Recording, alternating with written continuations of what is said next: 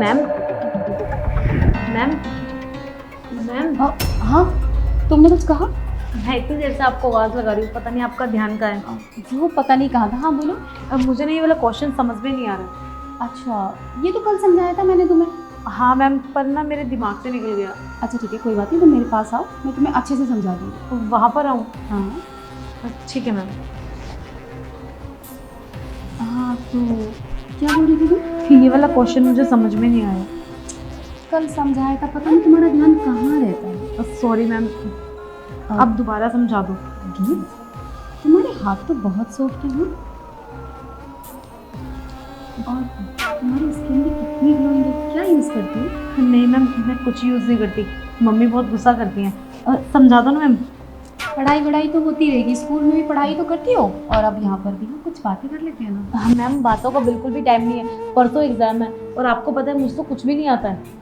मैं सब सिखा दूंगी तुम्हें। वैसे तुम वैक्स करवाती हो क्या? हाँ मैम, वो स्कर्ट डालनी होती है ना, तो मैं करवा लेती हूँ। बहुत सॉफ्ट है तुम्हारी टांग। मैम मुझे अनकंफर्टेबल फील हो रहा है, आप ऐसे टच कर रही है ना।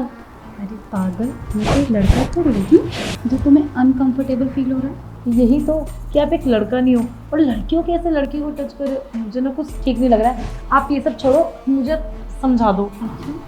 और जब सोनू तुम्हें छूता है तब कैसा लगता है, जो तुम्हारी क्लास में पढ़ता है?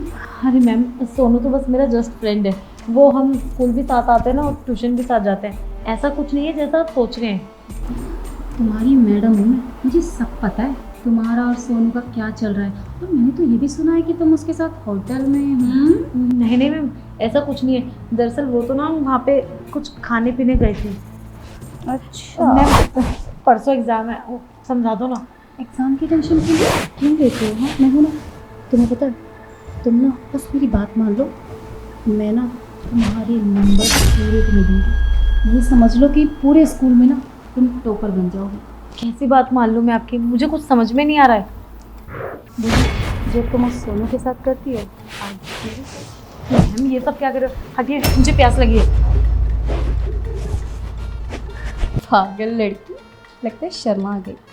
हाँ, इसको थोड़ा अजीब लग रहा होगा ना, शायद पहली बार किसी लड़की ने इसे टच किया है। पर कोई नहीं, मैं भी इसकी मैडम हूँ, एक ना एक दिन इसे मना ही लूँगी। और एक ना एक दिन क्यों, कोशिश तो पूरी आज ही करूँगी। बहुत दिनों से नज़र है मेरी इस पर।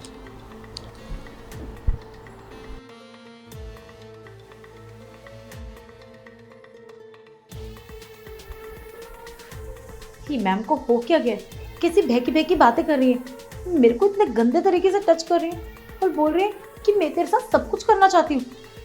हे भगवान, आज तक तो मैडम ने ऐसी कोई हरकत नहीं करी है।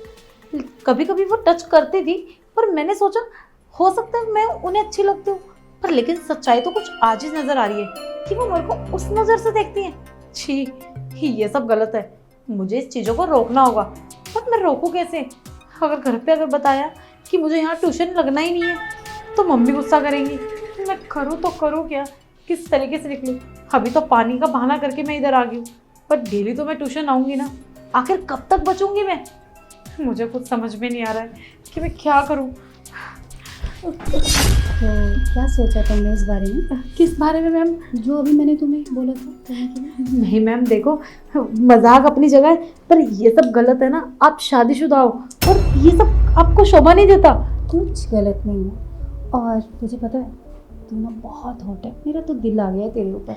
हाँ मैम, दिल आ गया है। देखिए आप लड़की हैं और मैं भी लड़की हूँ, ये सब अच्छा नहीं लगता है। अगर आपके पति को पता लग गया तो सोचो क्या होगा। मेरे पति को कुछ पता नहीं लगने वाला। और मुझे ये भी पता है कि तू तैयार क्यों नहीं हो रही है इन सब चीज़ों के लिए। सोनू की वजह से ना, मुझे पता है। देख मेरी बात मान, सोनू ना तेरा फ़ायदा उठाना चाहता है, तेरा इस्तेमाल करना चाहता है। वो पता है तुझे होटल लेके जाएगा और तेरी वीडियो बना लेगा, और हो सकता है कि वो उस वीडियो को वायरल कर दे। फिर सोच तेरा क्या होगा और तेरे माँ बाप का क्या होगा, कभी सोचा है क्या? लेकिन हम दोनों अगर ऐसा कुछ करते हैं तो किसी को कुछ पता नहीं चलेगा।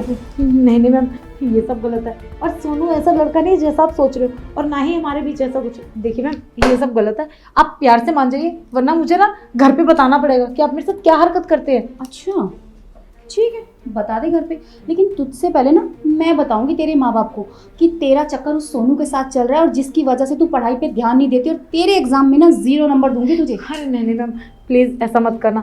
आप तो अच्छे से जानते हैं ना मेरे पेरेंट्स को कि कितने स्ट्रिक्ट है। अगर उनको ये सब पता लग गया ना तो वो मेरा स्कूल ट्यूशन सब बंद करवा देंगे। इसीलिए तो तुझे बोल रही हूँ कि मेरी बात मान ले, जो मैं कहती हूँ ना वो करने के लिए तैयार हो जा।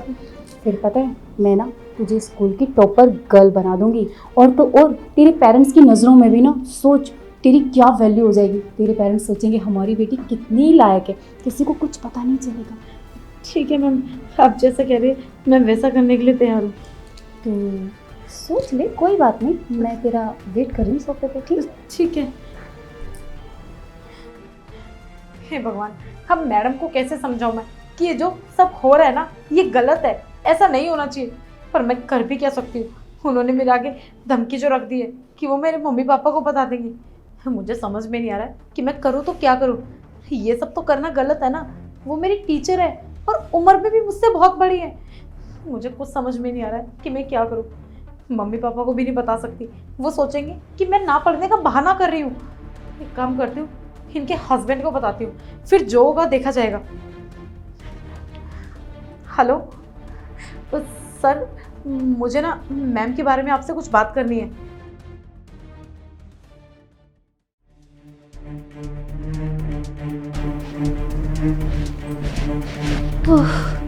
इस लड़की को समझाया तो है इतना, देखते हैं कुछ असर होता भी है इस पर या नहीं। आ गई, आओ बैठो। तो तुम्हारी समझ में आया जो मैंने तुम्हें समझाया था? हाँ मैम, आप ऑफर ही ऐसा दे के आई थी कि मुझे तो आपकी बात माननी पड़ेगी ना। और वैसे भी मैं ना फेल नहीं होना चाहती हूँ, इसलिए मैं आपकी बात मानने के लिए तैयार हूँ। जैसा आप बोलेंगे मैं वैसा करने के लिए रेडी हूँ। बहुत समझदार हो तुम, और पता है समझदार के साथ साथ बहुत खूबसूरत भी हो। Thank you ma'am. पर मैम एक बार फिर सोच लो, अगर आपके हस्बैंड को ये पता लग गया तो क्या होगा? अरे मेरी जान, मेरे हस्बैंड को कौन बताएगा? मैं तो बताऊंगी नहीं, और तू बताएगी किसी? नहीं मैम, मैं ऐसी गलती क्यों करूँगी मैम? पर ये सब गलत है ना। कुछ भी गलत नहीं है। पता है पहली बार थोड़ा अजीब लगेगा, लेकिन उसके बाद ना तुझे मज़ा आने लगेगा।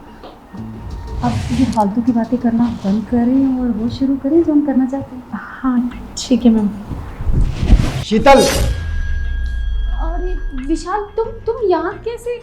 तुम तो ऑफिस में थे ना, और तुम इतनी जल्दी घर कैसे आ गए? क्या कोई दिक्कत है तुम्हें कि मैं जल्दी घर कैसे आ गया? नहीं तो ये बताओ, ये सब चल क्या रहा था तुम दोनों के बीच? वो ना इसका ना शर्ट का बटन खुल गया था, बस मैं वही लगा रही थी। नहीं सर, ये झूठ बोल रही है। ये मेरे साथ बदतमीजी करने की कोशिश कर रही थी और आपको सारी बात मैं कॉल पे बता चुकी हूँ। अरे चुप कर, क्या बोल रही है तू?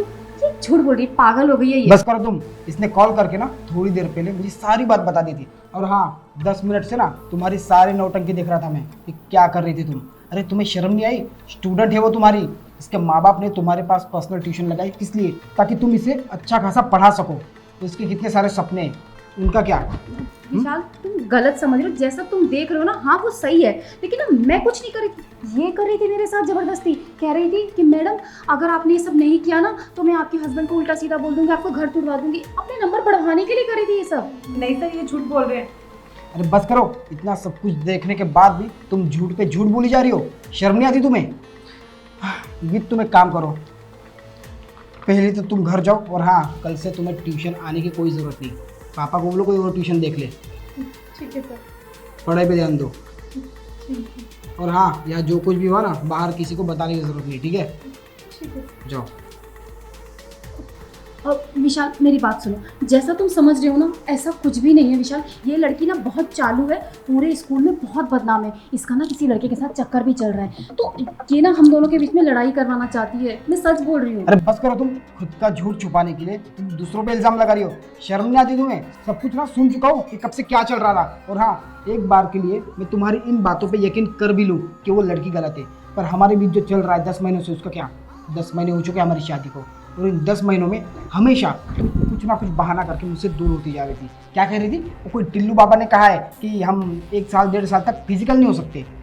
ठीक है, अब अगर जब तुम्हें सब कुछ सच पता चल ही चुका है तो सुन लो कि हाँ ये सच है कि मैं लेस्बियन हूँ और लड़कों में मेरा कोई इंटरेस्ट नहीं। मुझे लड़कियाँ पसंद है। अच्छा, अगर तुम्हें लड़के पसंद नहीं थे, लड़कियां पसंद थी, तो तुमने मुझसे शादी करके मेरी जिंदगी खराब क्यों की? खराब तुम्हारी नहीं, मैंने अपनी ज़िंदगी कर ली अपने मम्मी पापा की बात मान के। उन्होंने ज़बरदस्ती मेरी शादी तुमसे करवा दी। मैं तो तुमसे शादी कभी करना ही नहीं चाहती थी।